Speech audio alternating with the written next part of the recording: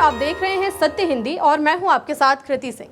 Bahujan Samaj party ने उत्तर प्रदेश विधानसभा चुनाव से पहले ही चुनावी बिगुल बजाकर यूपी की सत्ता में 5वीं बार बीएसपी की सरकार बनाने का दावा कर दिया है।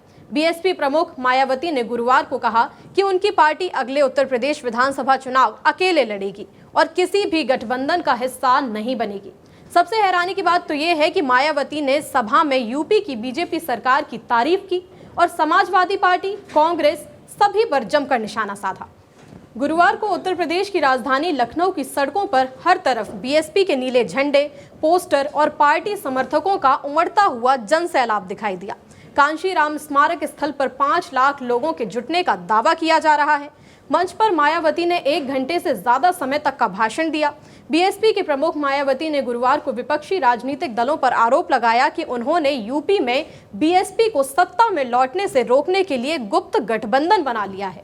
लखनऊ में एक रैली को संबोधित करते हुए मायावती ने कहा कि 2007 में उनकी पार्टी की पूर्ण बहुमत वाली ऐतिहासिक जीत ने जातिवादी और पूंजीवादी ताकतों को डराया, जिन्होंने फिर से बीएसपी की प्रगति को रोकने के लिए हाथ मिला लिया है।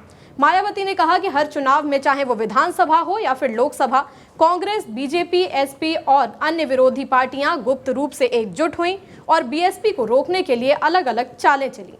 जहां जहां बीएसपी जीत रही थी, वहां उनके वोट दूसरे दलों को चले गए। मायावती ने कहा कि बाकी अंतर ईवीएम में हेरफेर से पूरा कर दिया गया। ईवीएम सिस्टम के खिलाफ व्यापक विरोध है और वर्तमान स्थिति को देखते हुए इसे कभी भी बंद किया जा सकता है। कागजी मतपत्र प्रणाली वापस आने की मजबूत संभावना है।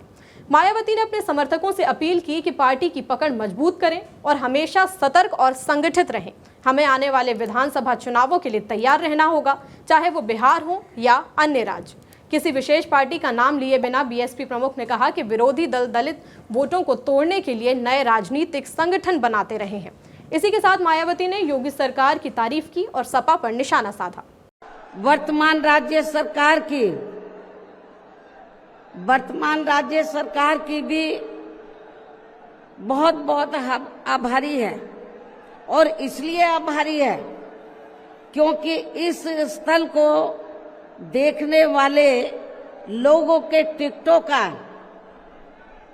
इकट्ठा हुआ पैसा पूर्व की रही सपा सरकार की तरह वर्तमान भाजपा की राज्य सरकार ने इसे दबाकर नहीं रखा है, बल्कि पार्टी के आग्रह करने पर इसकी मरम्मत करने पर पूरा खर्च किया है। इसी के साथ मायावती ने रैली में एक बड़ा ऐलान भी किया। जिस तरह कांशीराम ने मुझे आगे बढ़ाया, उसी तरह मैंने आकाश आनंद को आगे बढ़ाने का फैसला किया है। मैंने आकाश को राष्ट्रीय उपाध्यक्ष बना रही हूं और पार्टी की जिम्मेदारियां उन्हें सौंप रही हूं। मुझे उम्मीद है कि लोग हर परिस्थिति में उनका साथ देंगे। रैली में जुटी जनसैलाब पर मायावती ने कहा कि इस रैली में बाकी दलों की तरह पैसे देकर लोग नहीं बुलाए गए हैं, बल्कि अपनी खून पसीने की कमाई खर्च करके आए हैं। इस रैली ने यहाँ पर हुई सबसे पहले जितनी भी रैलियां हुई हैं उन सभी का रिकॉर्ड तोड़ दिया है। मायावती ने वादा किया कि वो कोई कसर नहीं छोड़ेंगी और ये भी कहा कि यूपी में बसपा अकेले ही चुनावी मैदान में उतरेगी, क्योंकि गठबंधन करने पर बसपा का वोट तो सहयोगी दलों को मिल जाता है और बसपा को उनका वोट नहीं मिलता। बीएसपी ने यूपी में जब भी गठबंधन की सरकार बनाई तो सरकार कार्यकाल पूरा नहीं कर पाई और पहले ही गिर गई। वहीं जब पूर्ण बहुमत की सरकार बनी तो सभी समाज के लोगों को विकास कार्य किए गए। इसलिए बसपा ने 2027 में अकेले ही चुनाव लड़ने का फैसला लिया है। आपको क्या लगता है, क्या बीएसपी की वापसी हो पाएगी? अपनी राय हमें कमेंट में बताएं। वीडियो पसंद आया तो लाइक और शेयर करें और चैनल को सब्सक्राइब करना ना भूलें। फिलहाल के लिए इतना ही। नमस्कार।